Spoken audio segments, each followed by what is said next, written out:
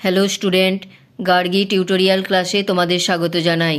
দেখো, আজকে আমার বিষয় হলো বর্ধমান ইউনিভার্সিটি 5th সেমিস্টার স্টুডেন্টদের জন্য যারা জিইতে এডুকেশন রেখেছো, অর্থাৎ যারা ভারতের বর্তমান শিক্ষার সমস্যা নিয়ে পড়াশোনা করছো, তাদের একটি গুরুত্বপূর্ণ সাজেশান আমি অনেক আগেই দিয়ে দিয়েছিলাম এবং সমস্ত প্রশ্নের উত্তরগুলো আমি তোমাদের ধরে ধরে দিয়েছি। সমস্ত চ্যানেলে রয়েছে, তোমরা সেখান থেকে আগে কালেক্ট করে নিও।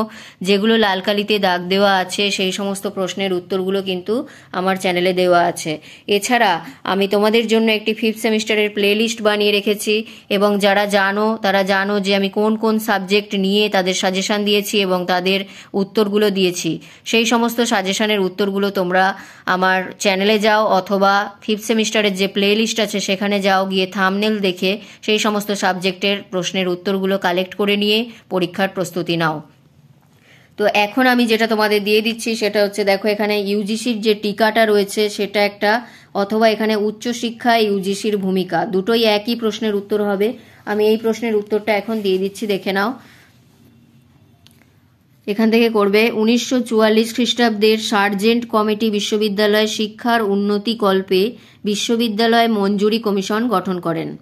সেই সুপারিশ অনুযায়ী 1945 সালে কেন্দ্রীয় বিশ্ববিদ্যালয় পরিচালনার জন্য 4 জন সদস্য নিয়ে একটি কমিটি গঠিত হয়, কিন্তু আন্তঃবিশ্ববিদ্যালয় সমিতি মঞ্জুরি কমিশনকে সমস্ত বিদ্যালয়ের সহায়ক হিসাবে শক্তিশালী করে তোলার প্রস্তাব দেন। ইংল্যান্ডের ইউজিসির মতো একজন স্থায়ী সভাপতির অধীনে ভারতেও ওই সংগঠনকে কার্যকর প্রতিষ্ঠান রূপে গড়ে তোলার প্রস্তাব করা হয়।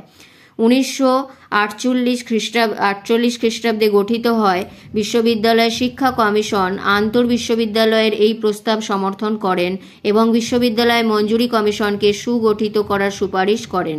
বিশ্ববিদ্যালয় কমিশনের সুপারিশ ক্রমে ভারত সরকার 1953 খ্রিস্টাব্দে ইউজিসিকে পুনর্গঠিত করেন। পরে 1955 খ্রিস্টাব্দে লোকসভা একে সংবিধিবদ্ধ সংস্থা হিসাবে স্বীকৃতি দেয়।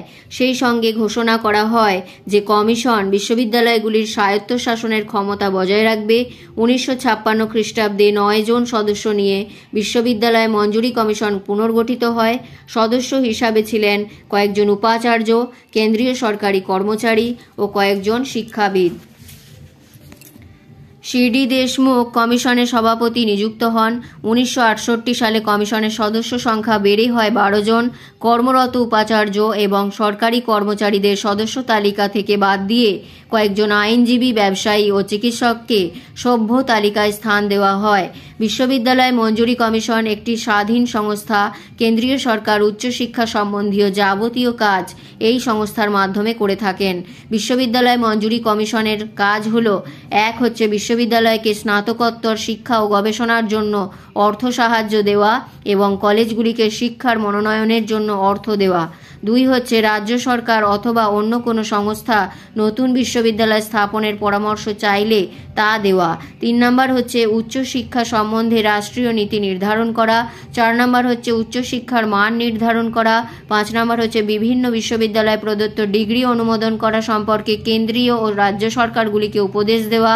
এবং তারপরে দেখো, বিভিন্ন বিশ্ববিদ্যালয় কাজকর্মের মধ্যে সমন্বয় সাধন করা।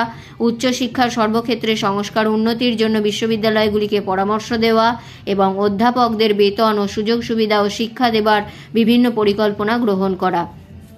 শেষে প্যারা চেঞ্জ করে বলবে, বিশ্ববিদ্যালয় মঞ্জুরি কমিশন পরীক্ষা সমস্যা নিয়ে গভীরভাবে আলোচনা করে এর বিশেষজ্ঞ কমিটি পরীক্ষা সংস্কারের ব্যাপারে প্রয়োজনীয় সুপারিশ করেছেন।